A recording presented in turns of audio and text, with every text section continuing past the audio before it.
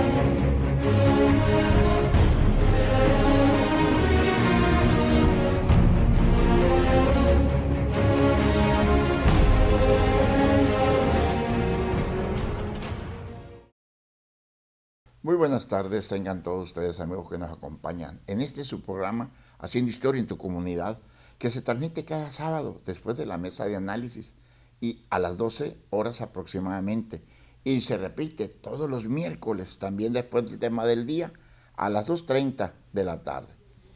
Nos encontramos transmitiendo en este su canal de televisión Mega Canal 151 desde la ciudad de Los Mochis, donde las palmeras alcanzan el cielo y se mecen borrachas de sol. También es la puerta de entrada al Cañón del Cobre de la Sierra de Chihuahua y la ciudad más progresista del noroeste de la República Mexicana. Es uno de los graneros de México y solo quedan los últimos vestigios materiales de los colonos que se ha ido borrando con el tiempo, pero permanece esta dinámica ciudad de Los Mochis que perpetúa al hombre de aquellas tierras, donde los norteamericanos sembraron la semilla de este magnífico fruto que hoy estamos presenciando. Esto es esta hermosa ciudad de Los Mochis. Un saludo a todos mis amigos de los municipios de Ahome, El Fuerte, Choix, Guasave, Sinaloa, Angostura y Salvador Alvarado, así como Mocorito que nos ven por este medio. Hoy tenemos el tema 22ª parte del Congreso número 42 en San Francisco de Campeche. Continuamos con la crónica de las haciendas. Primero es la hacienda de Guayamón. Fue construida en 1700 y su nombre significa en mayo donde desciende el espíritu o lugar donde bajan los brujos. Se sabe que este lugar era ya en el siglo XVI una estancia ganadera, aunque su esplendor ocurrió hacia el siglo XIX, cuando su actividad se diversificó con la producción de caña de azúcar, enequén, maíz y ganado vacuno. En el último tercio del siglo XIX, la hacienda pertenecía a las familias Carvajal, siendo uno de sus principales impulsores don Fernando Carvajal Estrada, quien la heredó de su padre y la convirtió en una de las haciendas más importantes del estado para su época. Guayamón fue algo así como un modelo productivo, pues contaba con adelantos tecnológicos y sociales como energía eléctrica, ferrocarril y servicios médicos y educativos para los trabajadores, quienes incluso llegaron a contar con viviendas en los terrenos de la inmensa propiedad. El sitio ha sido restaurado recientemente para albergar un importante proyecto hotelero de alto nivel. Una visita le permitió apreciar las bellezas del conjunto con su magnífica casa principal y algunas dependencias como el viejo hospital y la capilla. La renovación de la hacienda ha logrado resaltar su esplendor pasado, donde un toque de lujosas sofisticaciones en armonía con los verdes jardines. Conserva restaurados los principales edificios y la mayor parte de sus casas. Al llegar a su extenso patio, una enorme ceiba divide las áreas restauradas y las paredes que aún se mantienen atrapadas entre las raíces de añejas higueras, dándole un aspecto antiguo y legendario. Sus 12 suites están ubicados en lo que fuera la casa de los empleados de confianza de la hacienda, las cuales fueron restauradas y adaptadas a las necesidades de hoy. Con más de 300 años de historia, se encuentran en el pueblo del mismo nombre a solo 27 kilómetros al noroeste de la ciudad de Campeche. Después de haber sido saqueada por los piratas, Guayamón se ha convertido en la segunda hacienda más importante del estado. Hoy nos recibe con sus cascos renovados, Una hermosa piscina rodeada de plantas y de muros de piedra, jardines iluminados por velas y noches armonizadas con los cantos de las ranas silbadoras.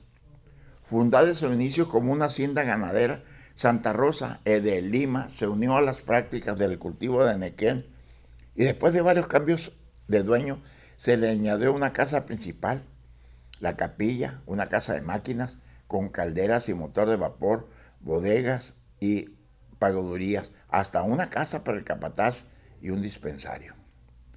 Mariot la restauró y habilitó para dar una nueva vida como hotel, que nos recibe con sus hermosas columnas talladas, jardines decorados con muebles artesanales, fogatas nocturnas bajo el cielo estrellado. Otra hacienda es Temozón Sur, una hacienda construida con paredes de coral y decorado con molduras blancas, justo en medio de la selva tropical. Gracias a su apertura como hotel, la hacienda recobró sus bellos rasgos arquitectónicos de finales del siglo XIX. Durante la estancia podemos ver los vestigios del procesamiento del Enequén, el antiguo salón de máquinas y el patio del secado. La casa principal con sus arquerías es ahora el restaurante de tradicional cocina yucateca y la piscina se ubica en un punto del que se ve el edificio de la casa de máquinas. Al final del camino se llega a un cenote. Hacienda Blanca Flor fue dedicado hace 400 años, al finalizar el siglo XVI. Su constructor fue Fray Pedro Peña Claros Maese, alarife de la Orden de los Franciscanos. Se trata de los restos de una vieja hacienda que alguna vez tuvo un gran auge. Sus instalaciones fueron escenarios de violentos sucesos durante la Revolución. Se conservan solamente los restos de lo que fuera parte de la casa principal. Y frente a ella, cruzando la carretera, parte de lo que fue su magna capilla. Esta hacienda actualmente funciona como hotel. Ubicado a 63 kilómetros de Campeche, fue el escenario de algunas violentas rebeliones durante la Revolución Mexicana de 1910 a 1917 y actualmente funciona como un hotel. Durante 200 años fue hogar de clérigos y soldados que conquistaron con la fe y armas la península de Yucatán. En 1843, durante la guerra de castas entre indígenas y mestizos, se convirtió en cementerio de sus moradores al ser cortado el flujo de víveres por las etnias mayas. En el caso de la hacienda o casa grande, cuenta con 10 habitaciones y una suite. También cuenta con 2 modernos bungalows y 3 casas de construcción típica maya, enmarcada por un bello jardín. Sus restaurantes ofrecen comida regional nacional. Hacienda Puerta Campeche es una propiedad que evoca la época de abundancia del sureste mexicano. Se encuentra conformado por un grupo de casas del siglo XVII, meticulosamente renovado para darle un toque único e inigualable, y actualmente es un hotel que cuenta con 15 cuartos y suites. Pertenece a un proyecto de turismo sustentable. Se encuentra ubicado en calle 59, número 71 en Campeche, Campeche. Bellos colores y una diversidad de textura nos esperan en Hacienda Puerto Campeche. El lujoso hotel, que es una joya que muestra una colección de casas históricas restauradas del siglo XVII. En un restaurante, la guardia disfruta de la deliciosa cocina regional, acompañado de bellas vistas a los jardines y a la alberca al aire libre.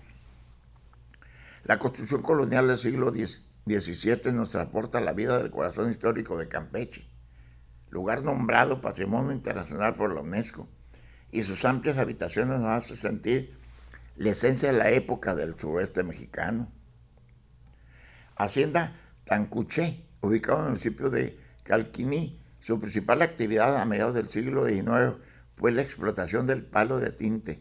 Durante la época del Porfiriato, la hacienda hizo del Enequén su producto principal para comercializar. Su decadencia vino con la posrevolución. Una gran parte de la extensión territorial se otorgó al ejido de Tancunché en 1972. Lo que queda de la hacienda fue expropiada por el gobierno del estado. Aún sus máquinas raspadoras de Nequén siguen funcionando por una década más. La hacienda San José Carpizo, los restos de esta antigua hacienda ganadera y enequera, son una extraordinaria muestra de la arquitectura que se desarrolló en el siglo XIX.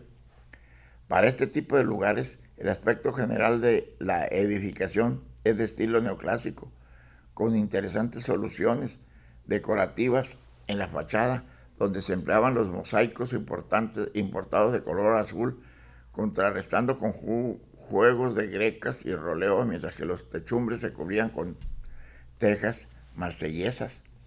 El conjunto aún conserva la casa principal, la capilla y otras dependencias, como el cuarto de máquinas, la herrería y la carpintería. Fundada en 1871 por don José María Carpizo, la creó al unir terrenos de otras fincas.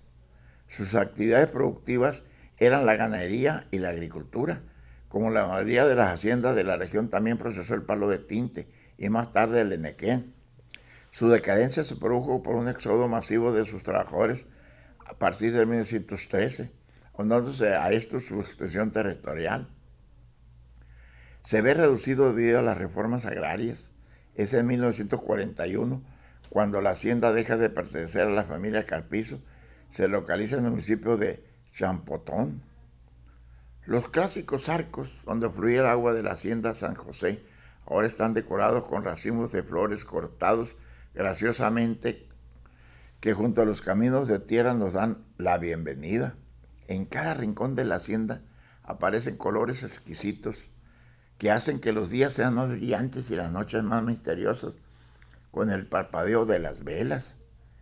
Es el sitio perfecto para relajarse y admirar la belleza de la zona, descansar en muebles antiguos y admirar los colores amarillentos y naranjas de las flores, mientras un aroma a aire puro, campo y deliciosas comidas regionales se roban los suspiros, un coqueteo camino empedrado alegrado con pétalos rojos. Uno dirige hacia la piscina al aire libre, para después descanso de una hamaca también al aire libre.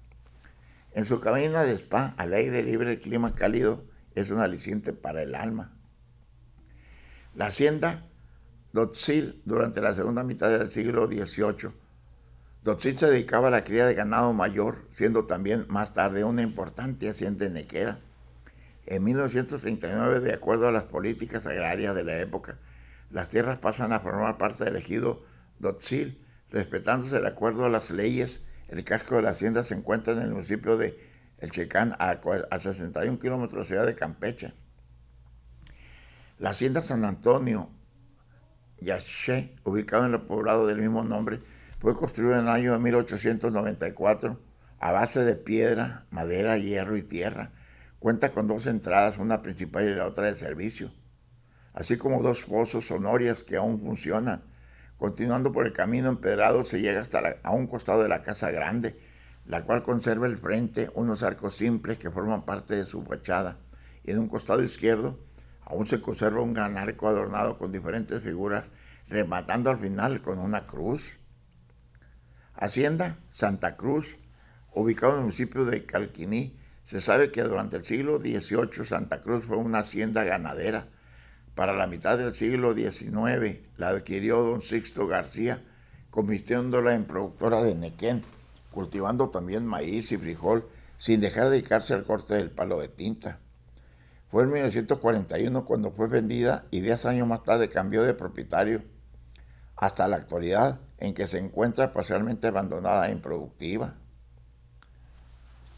Después de este recorrido llegamos a Campeche y nos dejan en el lugar de salida del centro de convenciones que se encuentra por el bulevar. Llamamos a los taxis, todos los cronistas, si no podíamos tomar uno, no pasaban. Y si los que pasaban ya llevaban pasaje, tardamos más de una hora en el lugar. Les marcaban, ya no me contestaban, yo estaba desesperado y me quería ir caminando. Y por fin, gracias a Dios, pasó uno solo y lo paramos, nos llevó al hotel, eran ya las 10 de la noche. Me dormí inmediatamente, caí como un tronco, muy cansado pero feliz de tanto aprendizaje. Eran las 2:30 de la noche cuando sentí una revolución en el estómago, de tanto que tragué en la comida. Me dio diarrea y tomé inmediatamente pastillas de mimosina, caulina y pectina, especial para esta enfermedad. Cada media hora visitaba el baño y no dormí, lo que faltaba de la madrugada. ¿Sabes tú que las personas que somos vagos por oficio y nos dedicamos a recorrer la República Mexicana o en otros países, podemos padecer lo que se conoce como diarrea del viajero? Esto ocurre si consumimos alimentos o agua contaminada por bacterias, virus o parásitos, o por comer mucho de lo que nos gusta, como yo lo hice. Esto me pasa seguido, casi cada vez que viajo, por lo tanto llevo medicina por si las dudas. Para prevenir la diarrea del viajero, debemos hacer lo siguiente: evitar tomar agua del grifo o usar cubos de hielo hechos con agua del grifo, evitar tomar leche sin pasteurizar o comer productos lácteos hechos con leche, o evitar comer frutas y verduras crudas, a menos que puedan pelarse, y las que pele usted mismo. No coma carne ni pescado crudo o apenas cocido, no coma carne ni mariscos que no estén calientes. Cuando se la sirvan, no coma alimentos ofrecidos por vendedores o callejeros o ambulantes. Puede tomar con seguridad agua embotellada, gaseosa y bebidas calientes, como café o té, pero casi todo lo escribí anteriormente lo hacemos porque somos muy mañosos y nos gusta todo lo que nos prohíben hacer. La diarrea puede causar deshidratación y pérdida de electrolitos de la sangre, como sodio, potasio, magnesio, cloro y bicarbonato.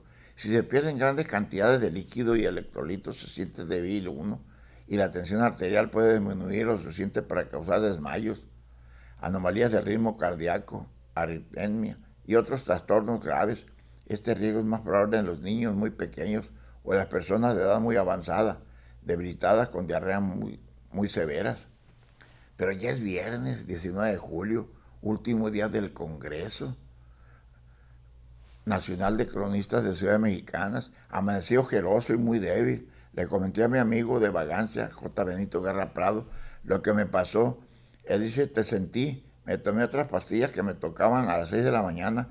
Creo que no voy a asistir a presentar mi trabajo. Me sentía un poco mejor.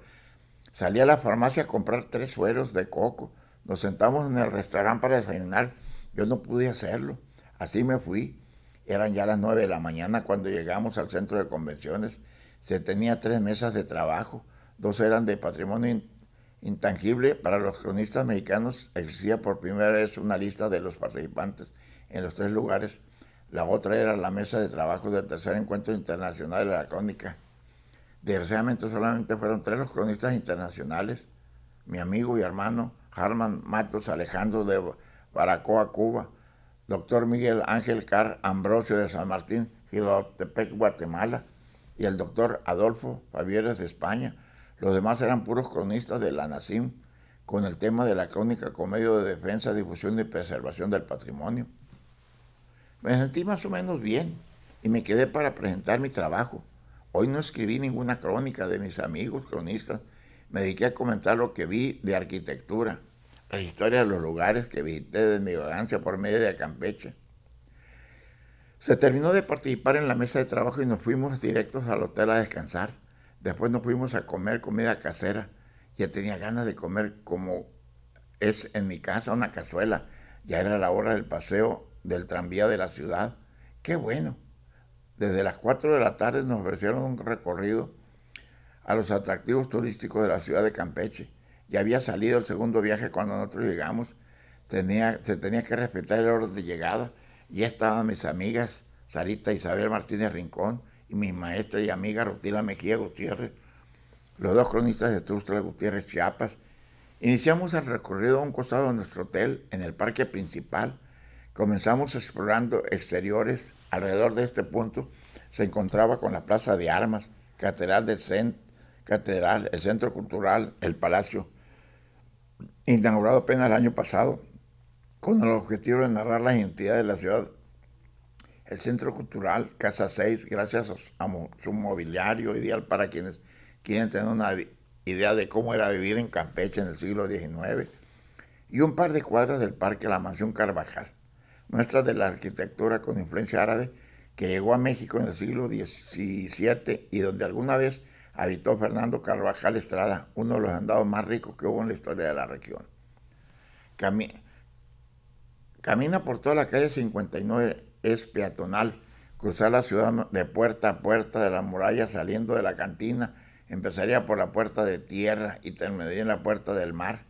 Encontrarás todas clases de tiendas, cafés, restaurantes, para que los considerados en su recorrido pasen por un café a Chocolja y aprovechen para comprar algunos productos gourmet locales como chiles habaneros o chocolates. Ve al Fuerte San Miguel, tendrás solo 1 hora y media para recorrerlo. Visitarlo es el mejor que puedas hacer para apreciar las construcciones que protegieron a la ciudad durante el siglo XIX, además del fuerte en sí mismo, que puedes ver algo de arqueología maya proveniente de las ciudades como Calmucul. Continuamos viendo la rehabilitación de 1600 fachadas, tanto del centro histórico como de los barrios de San Román, Guadalupe y San Francisco, que ha devuelto a la ciudad todo el esplendor del pasado. Dentro de este recinto se encuentra la Catedral de la ciudad de Campeche, junto con la plaza principal, el Centro Cultural Casa número 6, los portales Revolución y la Casa de Artesanías Tuculná, rodeado por un entorno colonial. Entre las opciones de recorridos turísticos de la ciudad se encuentran 3 réplicas de tranvías antiguas denominadas el tranvía de la ciudad, el Guapo y el Super Guapo. 2 nuevos atractivos se suman a este recorrido: la Biblioteca Campeche y las fuentes musicales, estas últimas ubicadas dentro de la Plaza de Patrimonio Mundial. El venerado Cristo Negro de San Francisco de Campeche. Su llegada se remonta a los primeros años de la villa de Campeche, según el historiador Diego López Cogolludo, en su Historia de Yucatán. La imagen del Cristo Negro, señor San Román, llegó a Campeche el día 14 de septiembre de 1565. Este barrio, a las afueras de la muralla, no tenía una iglesia ni un Cristo, pero sí tenía un pequeño templo sin imagen, donde hacía sus rezos. En 1565 se mandó a construir la iglesia y se mandó a pedir la imagen de procedencia inexacta y hechos con madera de ébano. Es por eso su totalidad. Unos dicen que viene de Citavesia, en Italia, otros únicamente afirman que procede del continente europeo. Al ser adquirido, llegó a Veracruz, lugar donde iba a ser transportada hacia Campeche. La leyenda del Cristo Negro nos narra que en el puerto de Alvarado, Veracruz, se encontraba Juan Cano de Coca Gaitán, buscando algún navío que condujera la imagen del Cristo hacia Campeche, pero desafortunadamente topaba con negativas, ya que la mayoría de los galeones iba hacia España y las Antillas. Finalmente su búsqueda dio con 2 navíos que zarparían el 13 de septiembre de 1565. El primer navío se negó a transportarla porque era un inglés protestante. Su nave tenía buenas condiciones, además de espacio. La segunda, de dueño español, aceptó llevarlas. Incluso tuvo que dejar mercancía para que entrara la imagen del futuro señor de San Román. Al poco tiempo el barco inglés partió y 1 hora después el barco del español. El viaje en el océano parecía de lo más tranquilo, sobre todo porque estaba a un día de viaje por el Golfo de México. Lo malo es que nunca se imaginaron con la tempestad con la que se iban a topar. Una tormenta apareció de repente. Muchas lluvias, relámpagos y olas hicieron que el barco se fuera a pique. Todo parecía perdido. Y en medio del caos, una tripulante desconocida de tez morena apareció y retomó el mando del barco. En la mañana siguiente, el barco llegó a costas campechanas, sano y salvo. Del barco inglés no se supo nada, simplemente nunca llegó. En cuanto al tripulante desconocido, tuvo su impacto en la tripulación porque la mayoría quedó desmayada y a los pocos que lograron seguir despiertos se percataron de un desconocido que nunca subió ni bajó del barco. Esta aparición, dice la leyenda, que fue el Cristo que tomó el mando del galeón. Sorprendido ante lo que pasó, supieron los marineros que ese Cristo era su patrón. Otro dato curioso es que este Cristo fue tratado de robar por un pirata y la leyenda nos dice que se le alargaron los brazos y no lo pudieron sacar por ninguna de las 3 entradas con las que cuenta la iglesia. Y lo mismo sucedió cuando quisieron llevarlo a la catedral de la ciudad. ¿Verdad o mentira? Después de todo es una leyenda, cuestión de cada persona en creer o no. Pero lo que sí es verdad es que el Cristo Negro de San Román es un símbolo para el estado y sobre todo para la capital del estado de Campeche. Vale la pena ir a verlo. Esta crónica continuará en el próximo escrito. Pero ¿sabe usted? Esta crónica de la hacienda continuará en el próximo escrito. Muchísimas gracias por su atención. Nos vemos el próximo sábado.